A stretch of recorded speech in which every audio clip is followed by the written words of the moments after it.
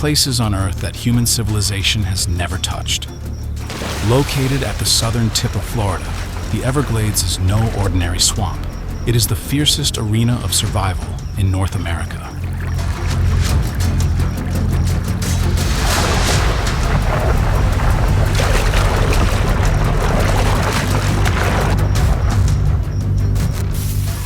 Here, the battle for supremacy never cools between the American alligator, the Florida panther, and the Burmese python.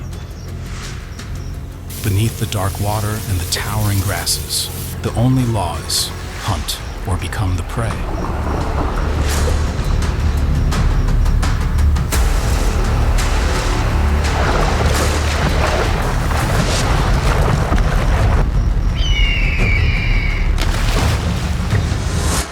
Welcome to Wild Everglades, America's last predator kingdom.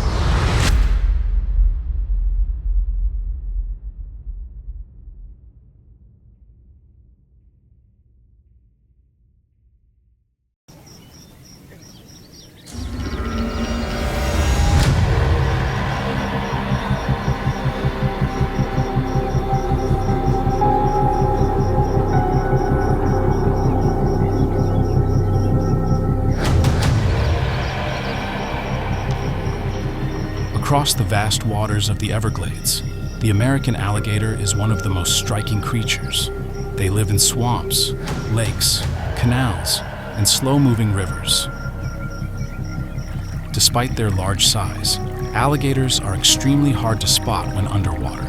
Most of their body stays submerged, leaving only the eyes and nostrils above the surface. This allows them to watch their surroundings without being noticed by prey.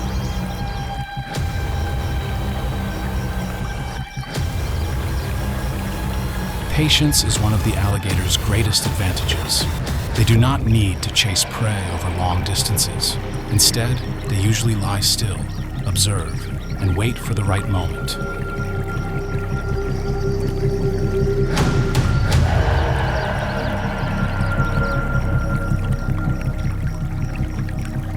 When a fish, turtle, waterbird, or other animal comes close enough, the alligator can surge forward and strike in just a few seconds.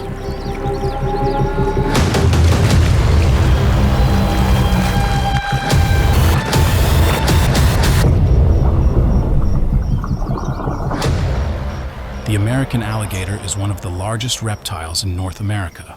Males are typically larger than females, and big individuals can exceed 13 feet in length and weigh several hundred pounds. Their bodies are perfectly suited to swamp life. They have a low-slung form, 4 strong legs, thick skin, and a powerful tail.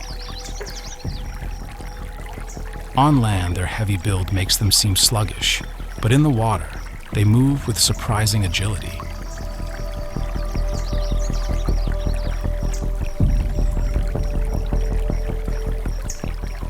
The strong tail propels the body forward, while the legs stay close to the sides to reduce drag. As a result, a large alligator can swim almost silently.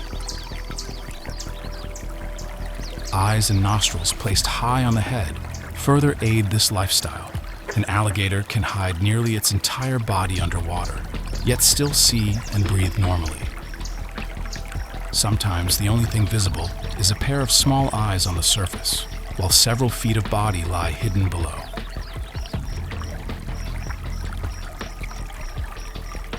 Alligators also rely on the environment to regulate body temperature. When they need to warm up, they crawl onto the bank and bask in the sun. When it grows too hot, they slip back into the water to cool down. Their lives are therefore always tied to both land and water.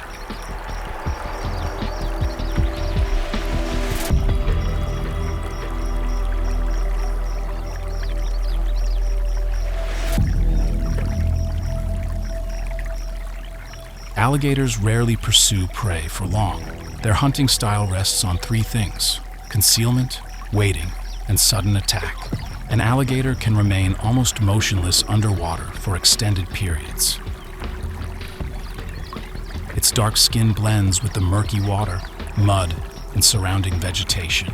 When it spots prey, it slowly closes the distance, Once the gap is short enough, the massive head lunges forward and the jaws snap shut.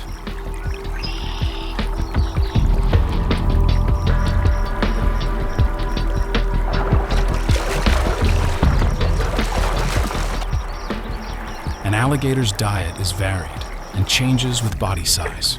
Young ones eat insects, frogs, crayfish, and small fish.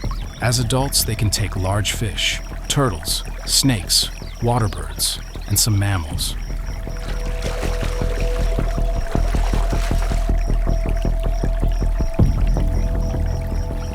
Alligators are not particularly picky. They simply make use of whatever food is available. This flexibility is important in the Everglades, where water levels and prey numbers shift with the seasons. When one food source becomes scarce, they switch to another. Their most important weapon is an extremely powerful set of jaws. Once they clamp onto prey, they can hold it so tightly that escape is nearly impossible.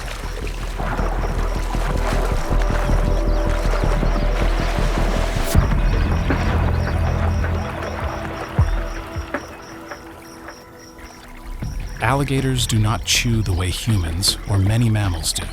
With small fish, frogs, or prey that fits in the mouth, they simply swallow whole. When the meal is too large, they resort to a different method.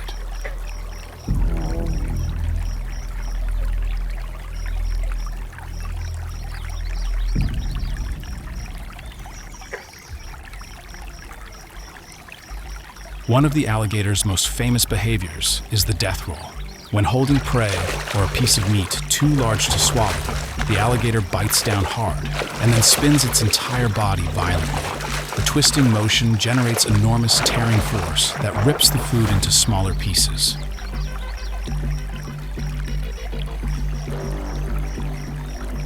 Not every hunt requires a death roll. If the alligator catches a small fish, frog, or anything it can swallow immediately, it usually skips the technique. The death roll is mainly useful when dealing with oversized prey or chunks of meat. In short, because they cannot chew, alligators must use the strength of their whole body to tear food apart.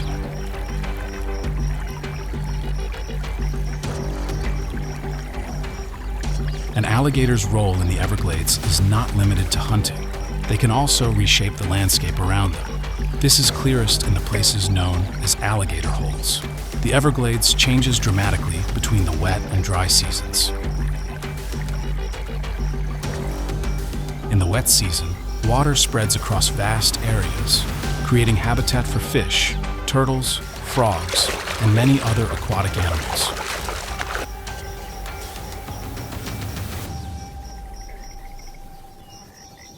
When the dry season arrives, water levels drop and many places begin to dry out. Species that depend on water are forced to seek deeper refuges.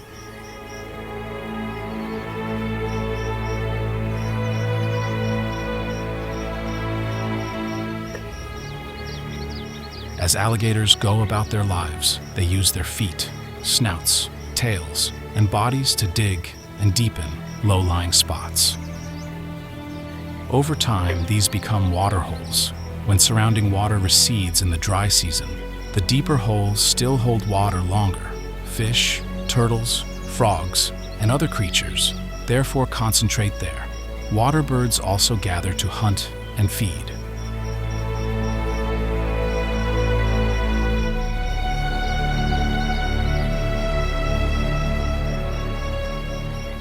These holes benefit the alligators directly by providing both shelter and a concentrated food source nearby. Yet many other species gain as well. During drought, a single alligator hole can become a refuge for numerous animals. Because of this ability to alter the environment, alligators are often called ecosystem engineers. They do not deliberately create habitat for other species, but their activities unintentionally help many creatures survive.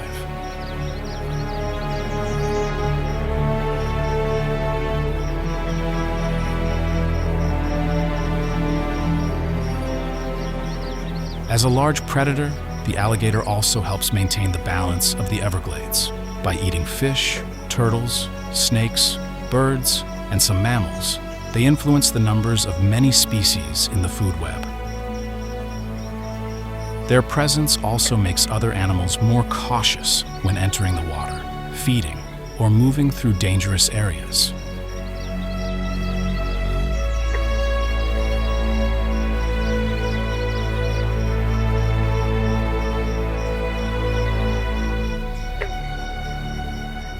Yet alligators are not always the dominant hunters. Newly hatched young are tiny and easily become food for large birds, snakes, predatory fish, and even adult alligators. Mothers therefore stay near the nest and protect the hatchlings in the early period. When the young are about to emerge, they call from inside the eggs. The mother digs open the nest to help them out and leads them toward water.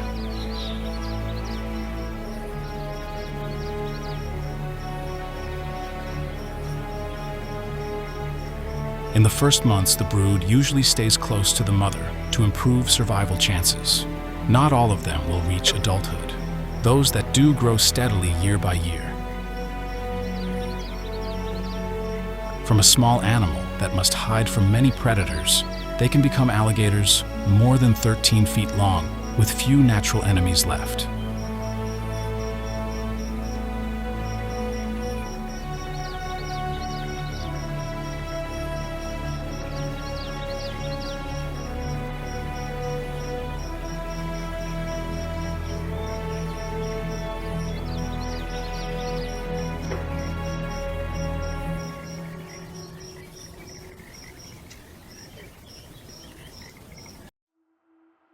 In the Everglades, the American alligator is not the only crocodilian. Near the coast, where fresh water from the swamp mixes with salt water, another species lives, the American crocodile.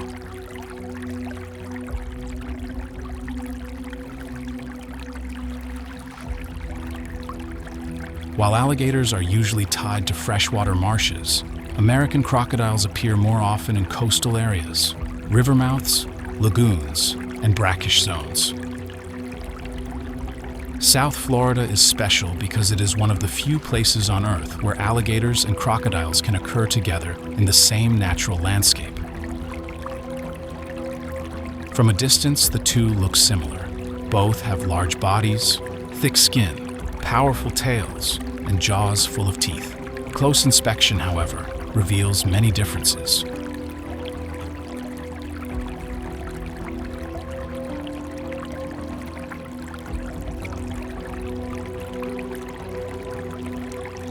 The easiest distinction is the snout.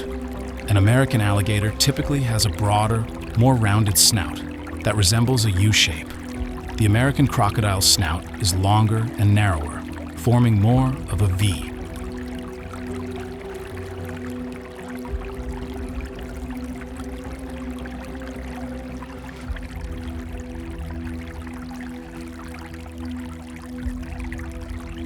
Color also differs. Adult alligators are usually very dark, sometimes nearly black. American crocodiles tend to be gray, gray-green, or lighter brown. When they bask on the bank in daylight, the difference is often clearer.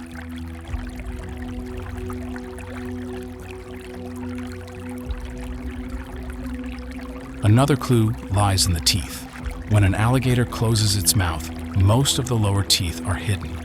In a crocodile, some lower teeth remain visible, even when the mouth is shut, especially the large fourth tooth on each side.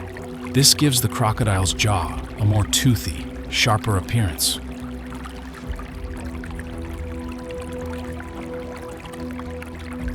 The most important difference, however, is not appearance but habitat. Alligators are best adapted to freshwater. Crocodiles tolerate higher salinity. Therefore, as one moves from the freshwater marshes toward the river mouths and coast, crocodiles become more common.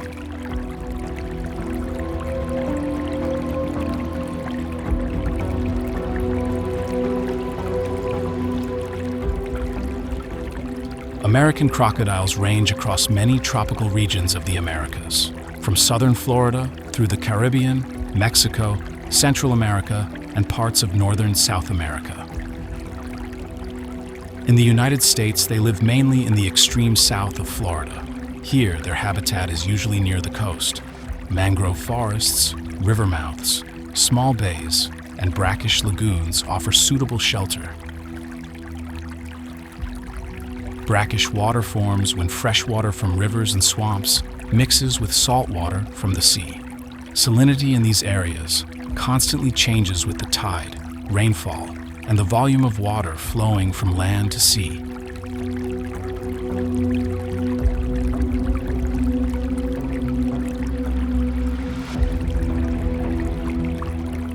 This can be a difficult environment for many species, yet the American crocodile has adapted to it. Their bodies handle salt better than alligators, allowing them to remain in coastal areas for long periods. Mangrove forests are especially important. The dense root systems create countless shallow pools, small channels, and hiding places. Fish, crabs, and many other creatures concentrate there, turning the river mouths into rich feeding grounds. And where prey is abundant, predators follow. The American crocodile is one of them.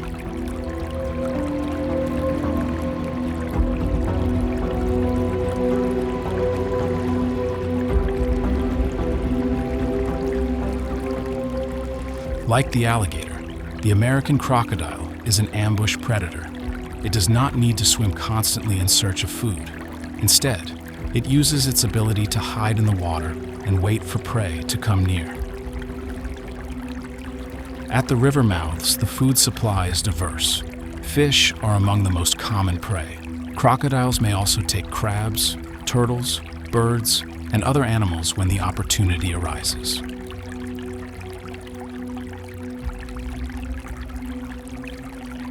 A crocodile can lie near the bank or in murky water with only its eyes and nostrils showing. In this posture, most of its body virtually disappears beneath the surface. When a fish swims close, the crocodile can suddenly thrust its head forward and seize it.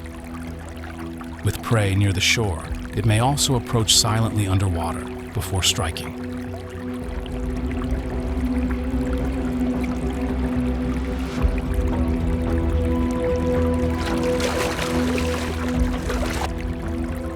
Tides continually reshape the river mouth environment. When the water rises, fish and other aquatic animals can move farther into flooded areas. When the tide falls, they are forced back into channels and deeper water. For a patient hunter, these changes create opportunities.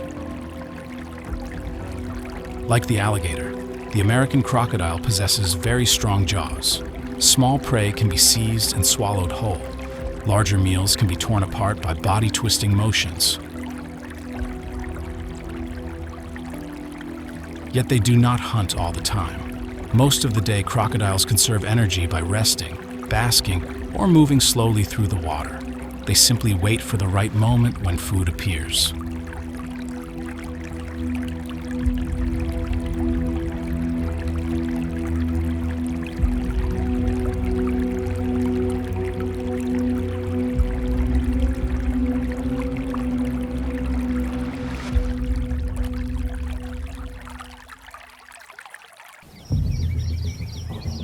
Not every predator belongs naturally to the Everglades.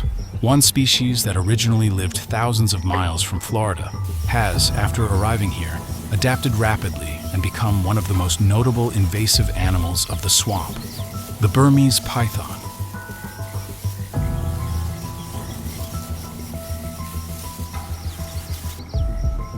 Unlike the alligator and American crocodile, which have lived in Florida for a long time, the Burmese python comes from South and Southeast Asia. They were brought into the United States mainly through the pet trade.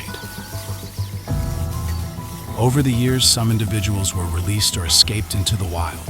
When they reached the Everglades, they found an ideal environment: warm climate, extensive wetlands, dense vegetation, and abundant prey. From the first few animals, a breeding population became established and spread across South Florida.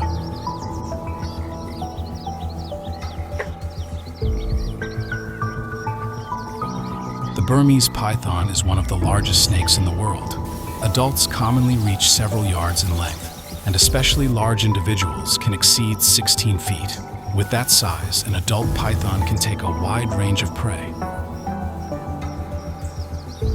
The Everglades supplies almost everything they need. Marshes, woodlands, thickets, and tree islands create countless hiding places. Pythons are also excellent swimmers, so open water is no great barrier. They can move between flooded areas and higher ground in search of food, shelter, or nesting sites.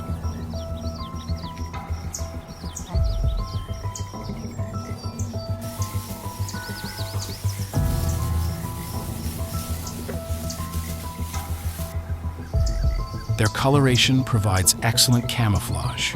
Patterns of brown, yellow, and black blend easily with dry leaves, mud, and the vegetation of the Everglades. A python several yards long can lie in a thicket and remain almost invisible if it stays still. Reproductive ability makes the problem worse. A mature female can lay dozens of eggs in a single clutch. The mother coils around the eggs to protect them until near hatching. If many young survive and go on to breed, the population can grow rapidly across generations.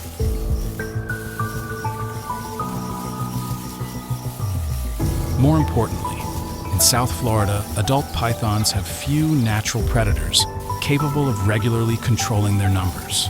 That has allowed a species that does not belong in the Everglades to claim a major place in the ecosystem.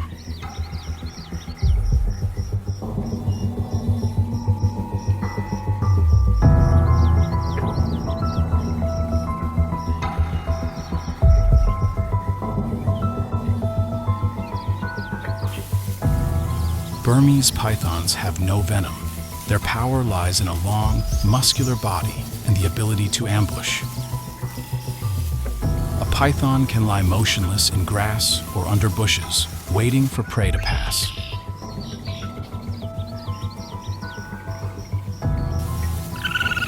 When the distance is short enough, it suddenly strikes with its head and seizes the animal.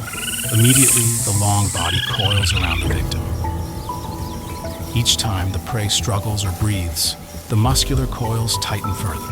The constriction interferes with blood circulation and quickly ends resistance.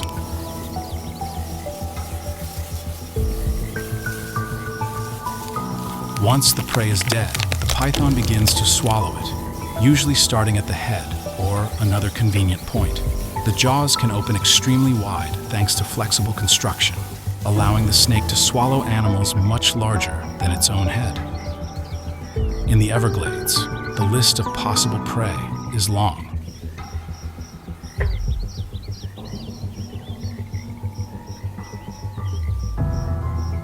Eliminating Burmese pythons from the Everglades is far more difficult than catching a few large snakes. The first problem is the sheer size of the Everglades, an enormous wetland filled with grasslands, canals, thickets, and remote areas. People cannot simply search every spot for pythons.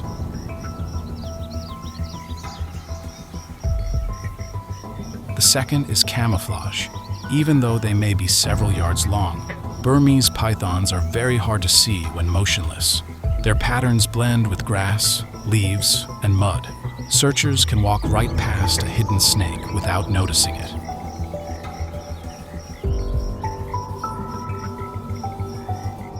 They also do not always stay in accessible places. Pythons may hide in thickets, under vegetation, in shallow water, or in areas far from trails. Much of their lives takes place out of human sight.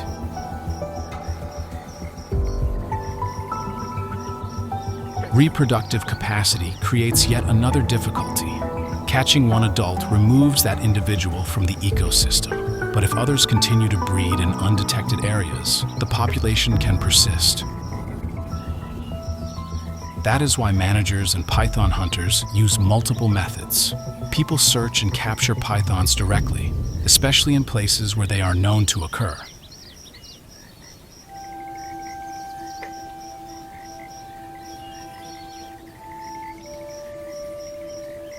Some programs equip certain snakes with tracking devices to help locate others, particularly during the breeding season. New technologies such as cameras Sensors and biological detection methods are also being studied to improve the chances of finding them.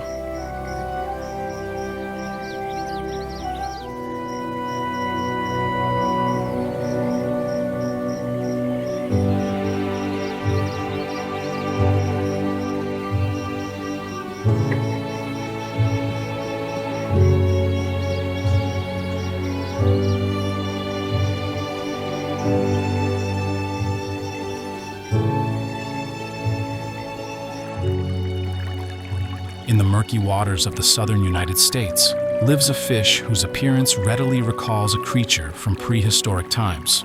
A long body, hard scales, and a large snout filled with sharp teeth set it apart from most other fish around it.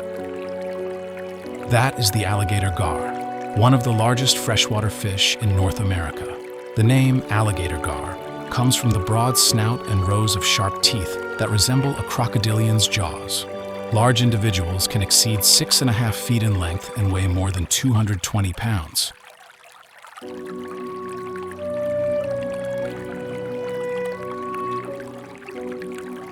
Yet what makes this fish special is not size alone.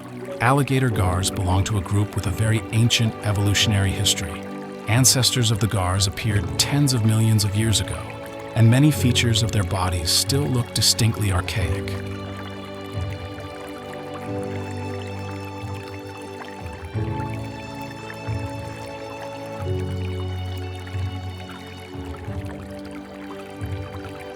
The most recognizable trait of the alligator gar is its large head and long, broad snout. Inside are rows of pointed teeth designed to hold slippery underwater prey. These teeth are not for chewing. Their main job is to pierce and grip, especially fish. Once an alligator gar clamps onto its target, the prey has great difficulty escaping. An adult alligator gar therefore looks like a combination of fish and alligator. It has the elongated body of a large fish, yet carries a wide, tooth-filled snout and a covering of hard scales.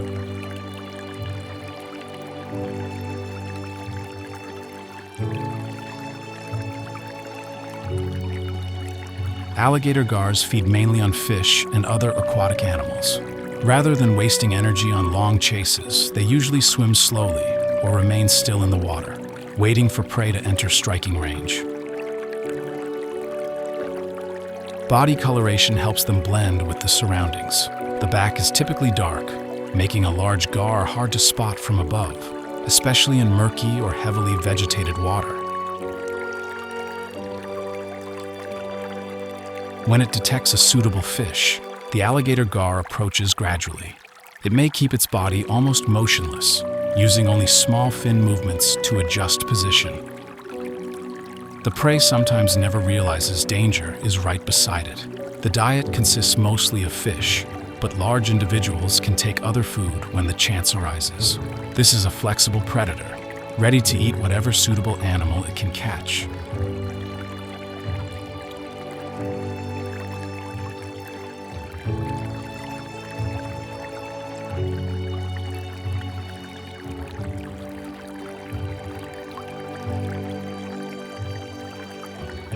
Another special ability that helps alligator gars endure is their capacity to live in water with low oxygen. Swamps, stagnant lakes, and slow-moving waters sometimes hold little dissolved oxygen, particularly when temperatures rise. This can be a serious problem for many fish.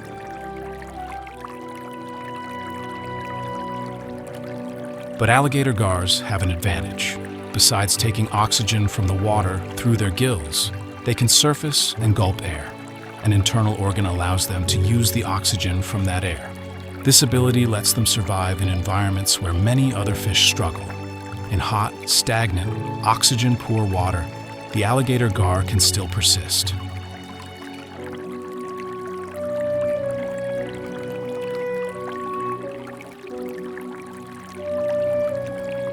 Alligator gars are often called living fossils. The term does not mean today's gars are identical to their ancestors and have never changed over millions of years.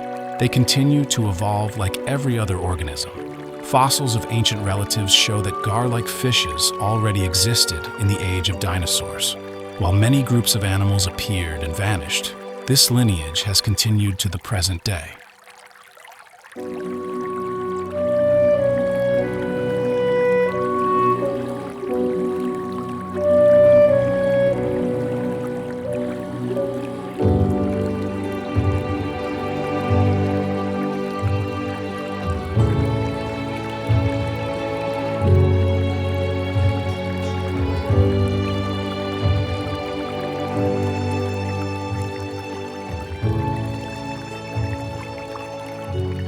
Not every predator in the Everglades is gigantic.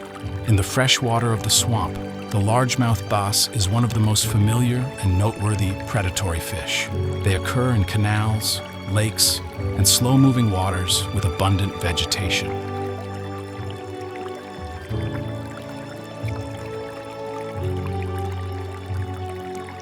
The most striking feature of this fish is its very large mouth.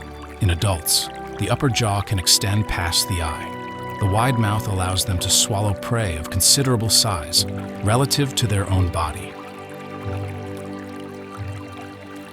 The main food is small fish, but they also take shrimp, insects, frogs, and other small animals living near the surface.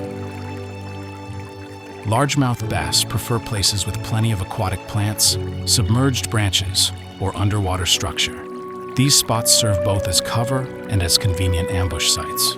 Rather than constantly chasing schools of small fish, they often remain almost motionless and watch.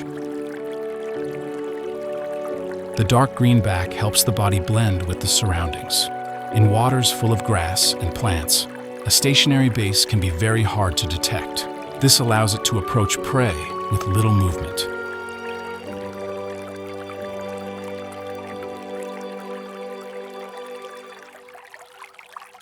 When a small fish enters the right range, the largemouth bass suddenly accelerates. It lunges forward while flaring its large mouth. The rapid expansion creates a suction that draws the prey inside. The whole sequence can take only an instant. If the strike fails, the bass usually does not pursue far. It may return to cover and wait for the next chance. This strategy conserves energy in an environment that holds many potential meals, yet also many places for them to escape.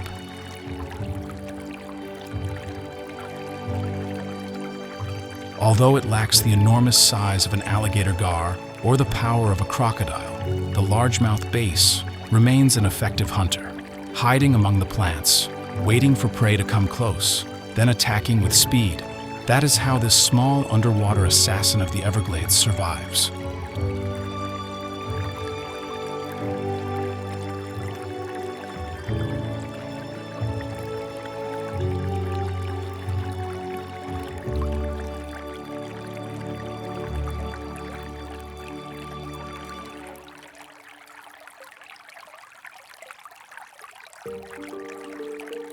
When people think of sharks, they usually picture the open ocean. The bull shark is an exception. This species commonly lives in coastal seas, river mouths, and bays. Yet it can also move far into waters of very low salinity, even pure fresh water. That is why bull sharks can appear around the river mouths and coastal ecosystems of the Everglades. The Everglades is not only freshwater marsh. More than 1/3 of the park is marine and estuarine habitat, where fresh water mixes with salt water.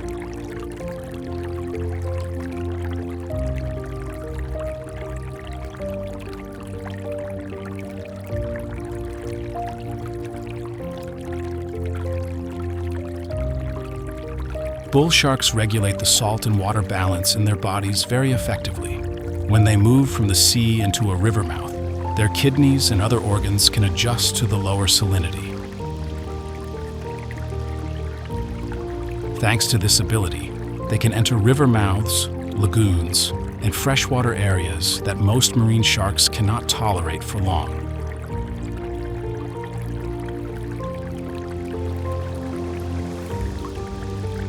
Young bull sharks often use shallow, less salty estuaries as nursery grounds, because there they can avoid many of the larger sharks of the open sea.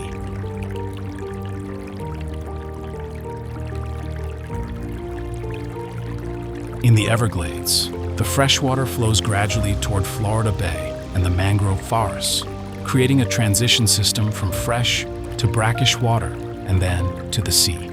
These transitional zones open pathways for marine species, such as the bull shark, to push farther into the ecosystem.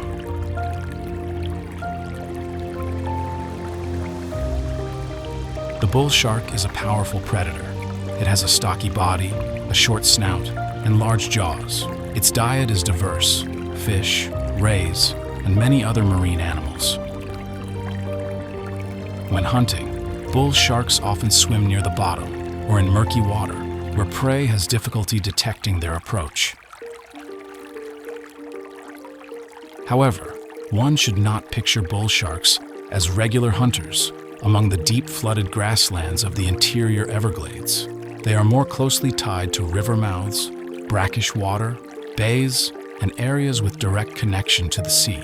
Occasions when they appear deeper into fresh water are therefore especially noteworthy, yet far less common than alligators or native freshwater fish.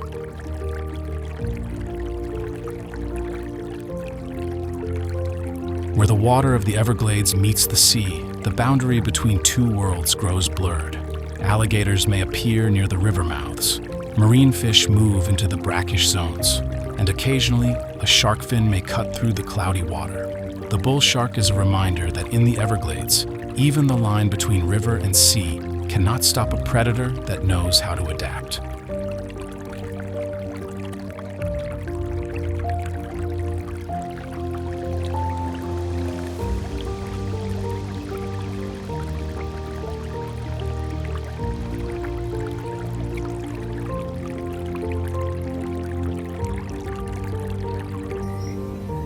In the skies over the Everglades, the osprey is one of the most recognizable fish-hunting birds.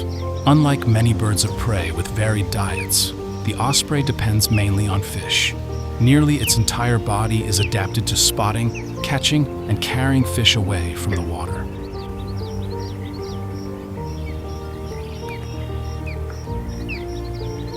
Ospreys typically fly over lakes, rivers, coastal waters, or shallow areas searching for food.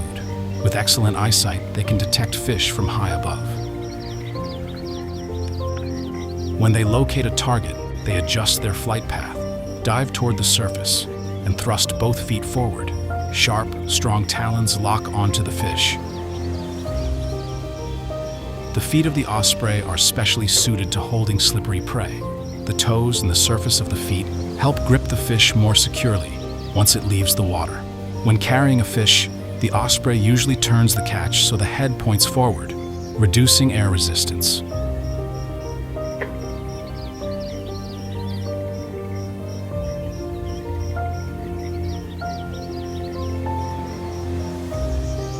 In a world where alligators and large predatory fish hunt from below, the osprey chooses an entirely different path. It watches from the sky, strikes from above, and leaves the water with its prey in only a few seconds.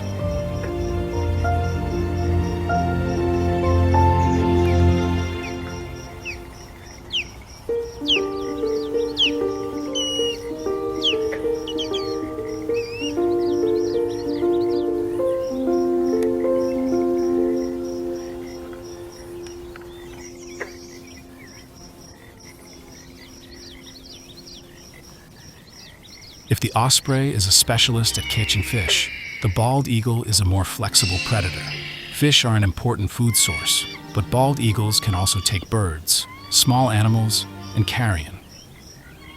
With large wings and keen eyesight, a bald eagle can survey a wide area from high above. When it spots a fish near the surface, it dives, thrusts its talons forward, and quickly lifts the prey from the water.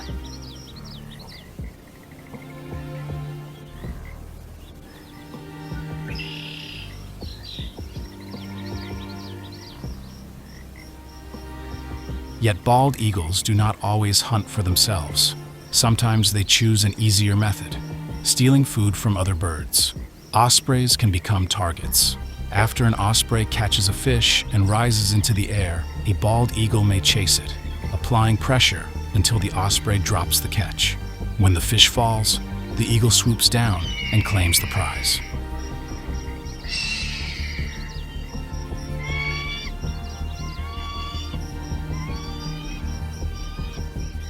This tactic lets the bald eagle obtain food without having to catch a fish from scratch. In nature, strength is not only about the ability to hunt. Sometimes knowing how to take food from another predator is also an effective survival strategy.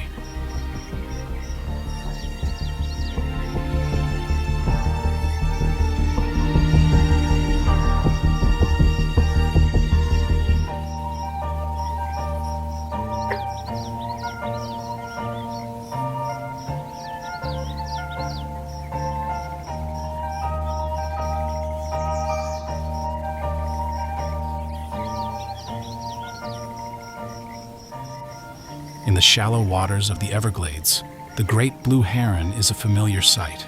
With long legs, a flexible neck, and a sharp bill, it can stand in the shallows for long periods waiting for fish to appear.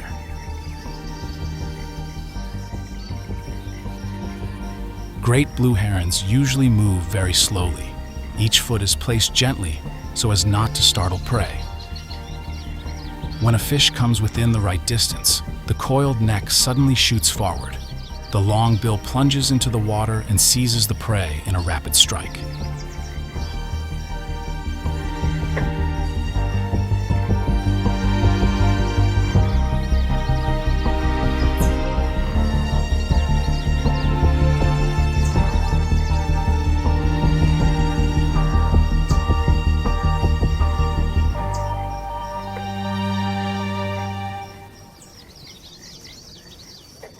The anhinga uses an entirely different tactic.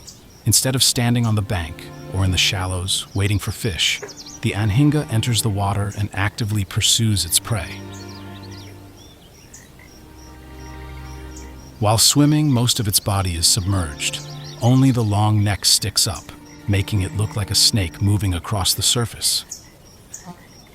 Underwater, the anhinga uses its feet to swim and its long neck to strike. When close to a fish, it thrusts the sharp bill forward to spear or hold the catch. After hunting, it often climbs onto a branch or the bank and spreads its wings to dry the feathers.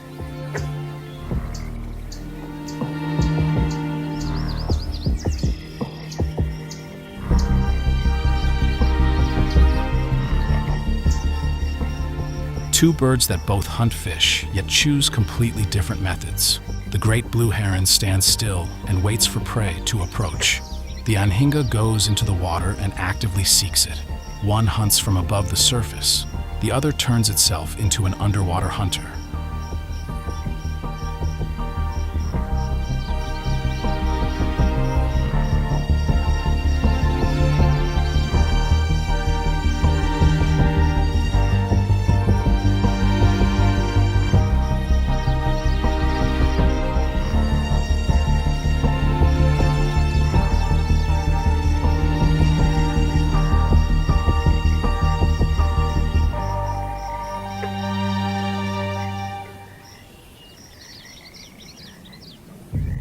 Among the low forests, swamps, and dense thickets of South Florida, the Florida panther is one of the most rarely seen predators. They live solitary lives, range over wide areas, and are mainly active in low light. Florida panthers hunt by silently approaching their prey. The tawny coat helps them blend with dry grass and woodland. When the distance is short enough, they suddenly accelerate, rush in, and use the power of their bodies to bring the prey down. Their food can include white-tailed deer, feral hogs, raccoons, and many smaller animals. Panthers do not need to chase prey for long. Their greatest advantage is the ability to close in undetected. Although places such as the Florida Panther National Wildlife Refuge provide a safe home for these cats, they depend on a broad network of public and private lands to roam in search of territory, food, and mates. Some landowners, however, are unwilling to share the landscape with them. Panthers need the ability to move across both private and public land to expand their range.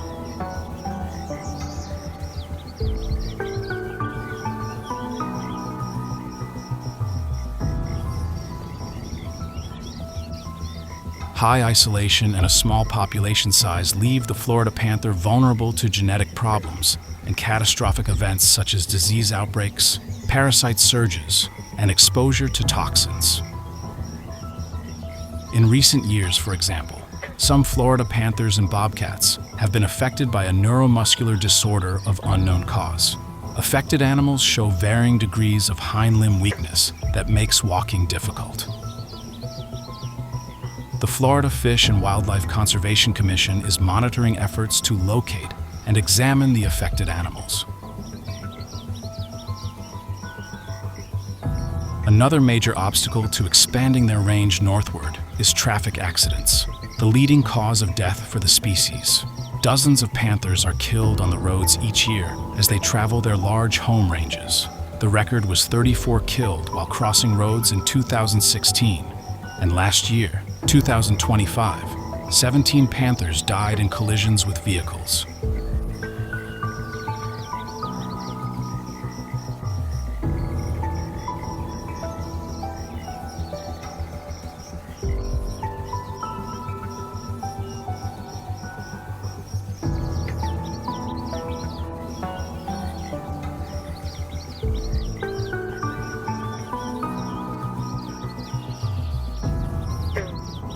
Much smaller than the Florida panther, the bobcat remains a highly effective hunter.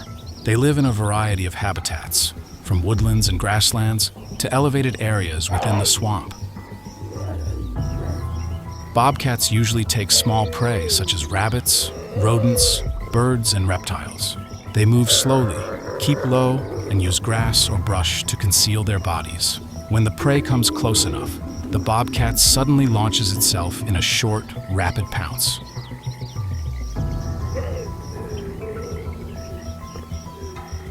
Sensitive ears, good eyesight, and nearly silent movement allow bobcats to hunt effectively by day and by night. They lack the size of a panther, but are more agile when pursuing smaller animals. If the panther is the large phantom of the Everglades, the bobcat is its smaller, quicker, and equally hard to detect counterpart.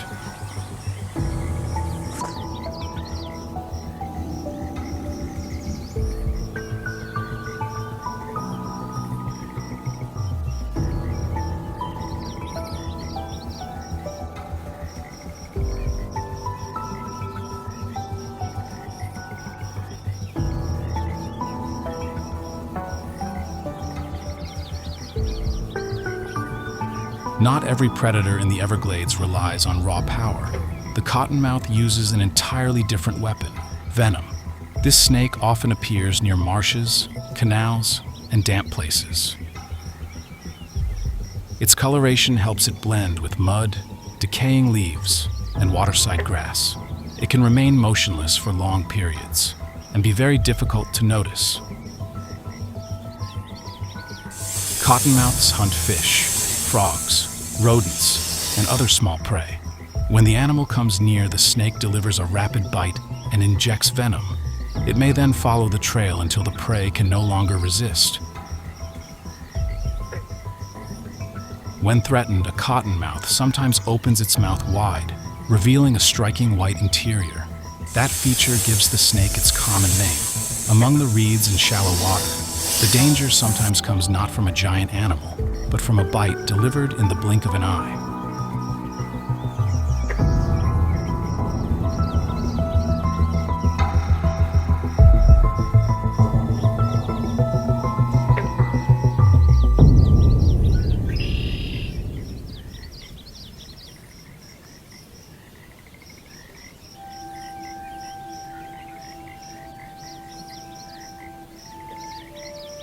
On the bottom of slow-moving waters, another predator can lie almost motionless among mud and leaf litter.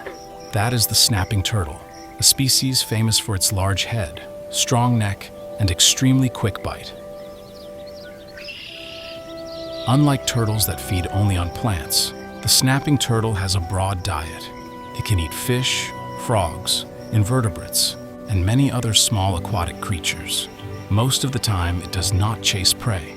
It simply waits for an opportunity. The The dark shell and a body often coated with mud help the turtle disappear into the bottom.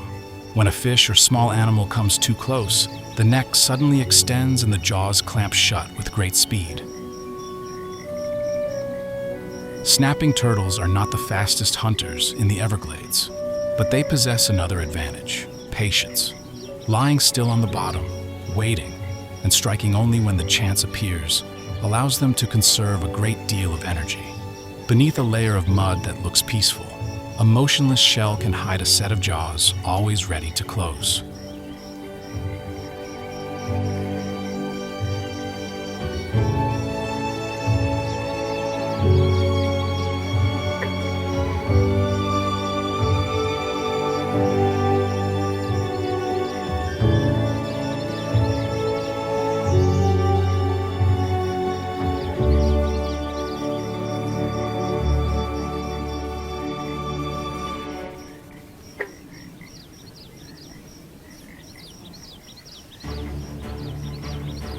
The Everglades holds many predators living side by side.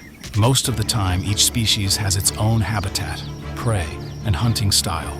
But when food becomes concentrated or territories overlap, encounters can occur. On one side is the American alligator with its extremely powerful jaws. On the other is the Burmese python with its long, muscular body and ability to constrict prey. These are two of the largest predators now found in the Everglades. When they meet, the outcome depends heavily on size. A large alligator can attack and eat a python. Conversely, a python of sufficient size can prey on a smaller alligator. There have been recorded cases of each species consuming the other.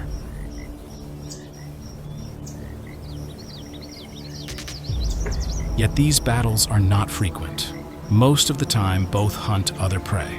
What is more noteworthy is that the arrival of the Burmese python has added another large predator to an ecosystem that already had the alligator near the top of the food chain. One species has lived in Florida for a long time. One is a recent invader, and now their hunting grounds have begun to overlap.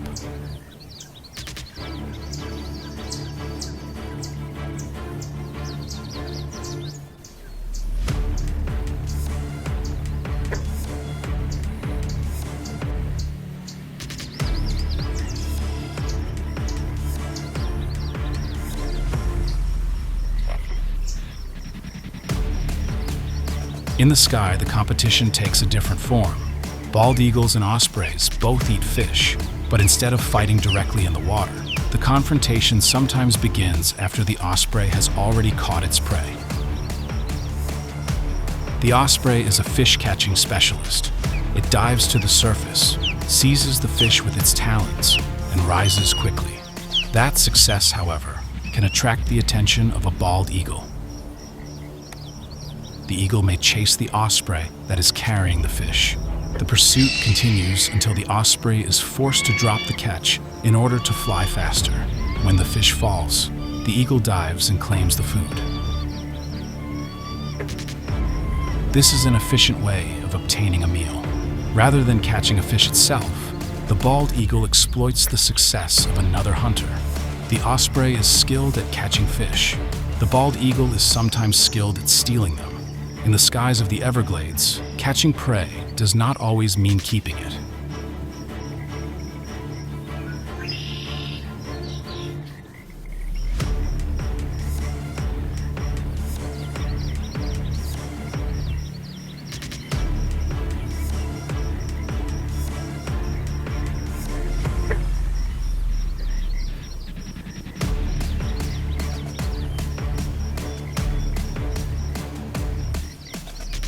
The river mouths and brackish waters of South Florida, the worlds of marine and swamp predators begin to meet. This is where alligators can appear in the same environment as coastal sharks, including the bull shark. Both are large predators and both can eat fish, turtles, and many other animals. Direct confrontations between them, however, are not everyday events. Size once again decides a great deal. A large alligator can be a threat to a smaller shark. Conversely, a shark of sufficient size is not an opponent an alligator can attack lightly. Usually avoiding a dangerous fight is the wiser choice. Yet the presence of both in the same waters shows what makes South Florida special. It is a place where the predators of rivers, swamps, and the ocean can enter the same world.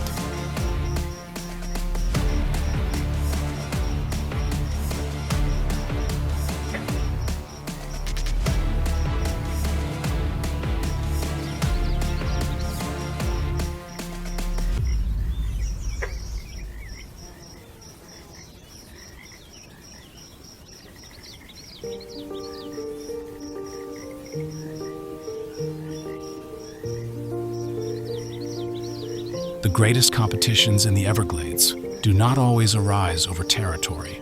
Sometimes everything begins with a single food source, a dead fish, the carcass of a large animal, or a pool crowded with fish can quickly attract many predators. Alligators may appear underwater. Birds of prey watch from above. Herons and anhingas gather around schools of small fish. Scavengers also arrive swiftly. The dry season makes the competition even clearer. As the water recedes, fish are concentrated in the remaining lakes and holes. Food becomes focused, but so do the hunters.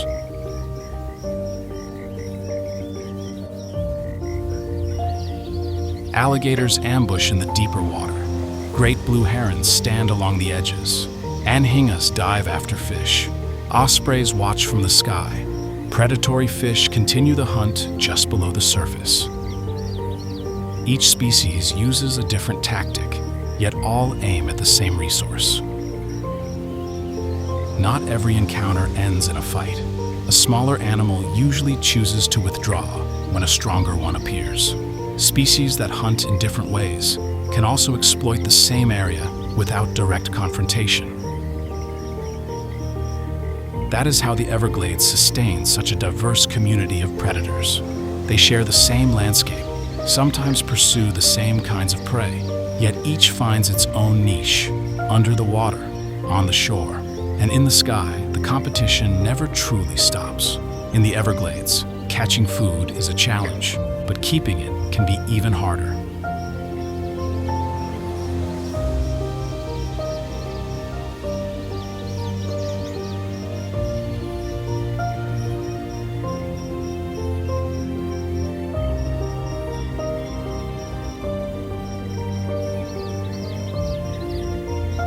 Every predator that dominates the Everglades today once began life small and vulnerable. A newly hatched alligator is only about a foot long. A young osprey does not yet know how to catch fish. A young Florida panther also needs time to perfect its hunting skills. Before they become hunters, they must first learn to survive.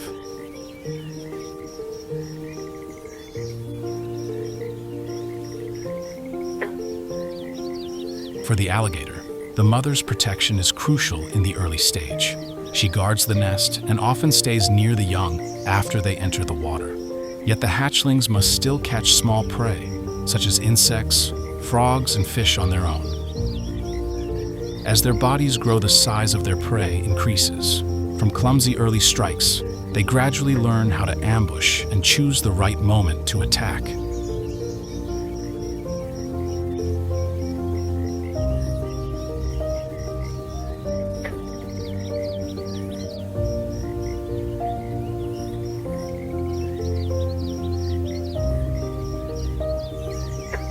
In the sky, young ospreys face a different challenge. Catching a moving fish beneath the surface is not simple. The young must learn to watch, judge the position of the prey, and dive at the right instant. Many first attempts end in failure, but with each try, their fishing skill becomes more accurate.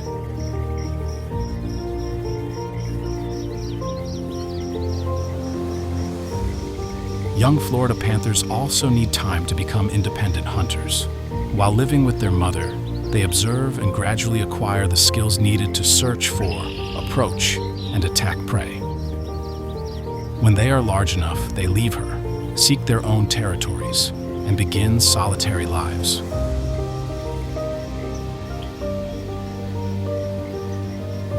Not every predatory species receives parental guidance. Pythons, snakes, and many fish must quickly find food on their own after birth.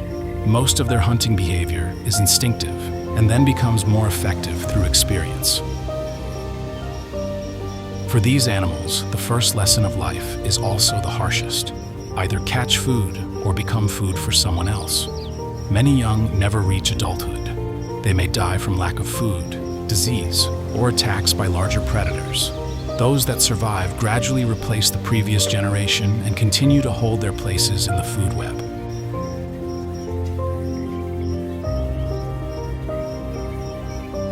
A small alligator today may become a giant ambush hunter in the future.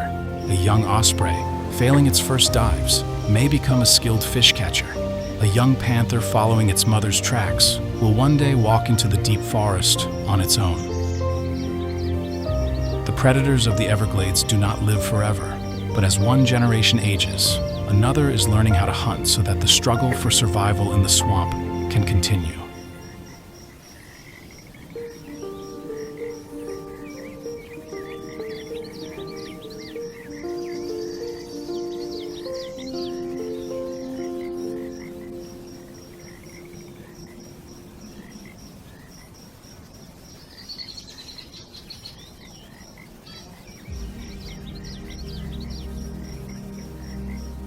For thousands of years, the Everglades operated according to a simple rule. Water from central and southern Florida flowed slowly southward, creating vast wetlands before reaching the sea.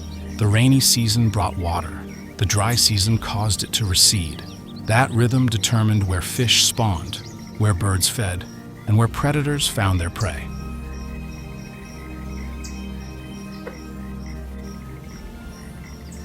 But as people expanded cities and agriculture in South Florida, the natural flow began to change. Thousands of miles of canals, levees, and water control structures were built to prevent flooding, supply water, and turn wetlands into places suitable for living or farming. Water that once moved freely through the swamp is now held back, redirected, or sent to the sea by other routes.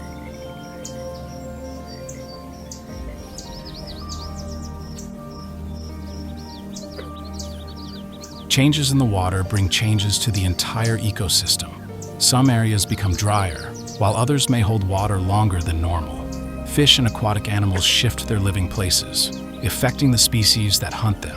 Alligators, waterbirds, turtles, and many other animals depend directly or indirectly on the water cycle of the Everglades. People have also introduced another problem: non-native species. The Burmese python is the most famous example. A species that did not belong in Florida has established a wild population and become a predator of many native animals. Beyond pythons, there are many other exotic plants, fish, reptiles, and animals competing with native wildlife.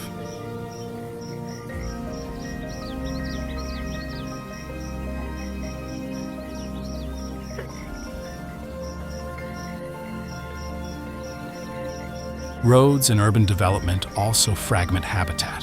For species that need large territories, such as the Florida panther, moving between natural areas has become more difficult.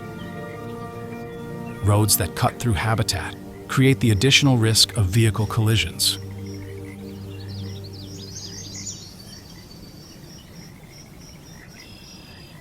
Yet people have not only changed the Everglades in negative ways. This is also the site of one of the largest ecosystem restoration efforts in the world.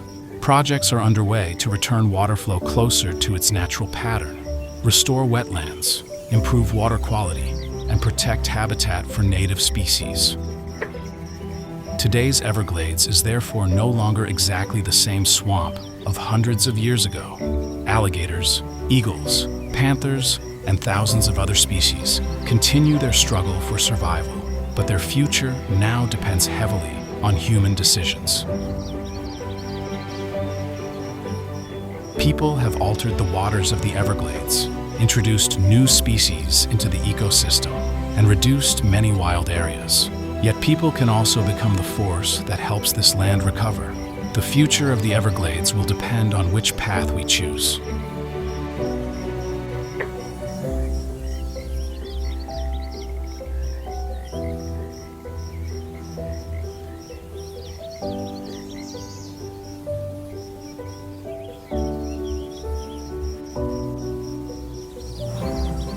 The Everglades is not a peaceful swamp.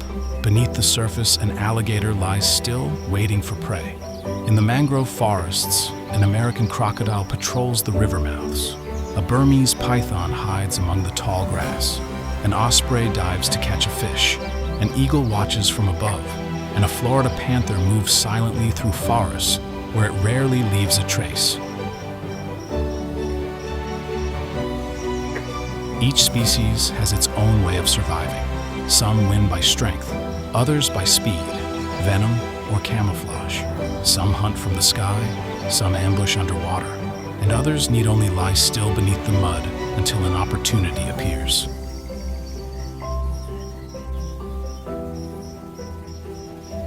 Behind those hunts lies a vast ecosystem on which all depend. Predators need prey, fish need healthy waters, birds need hunting grounds, alligators need the swamp, crocodiles need the river mouths, and Florida panthers need lands large enough to continue existing.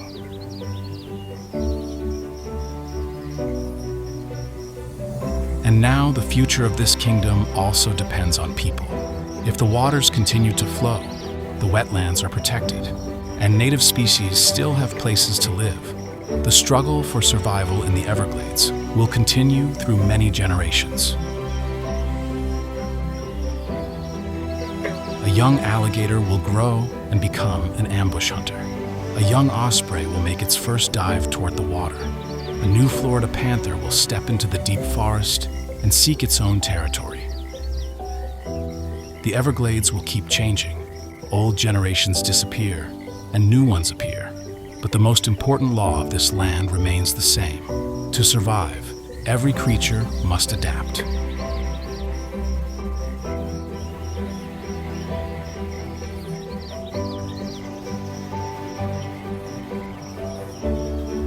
And when the sun rises again over the flooded grasslands, new hunts will begin.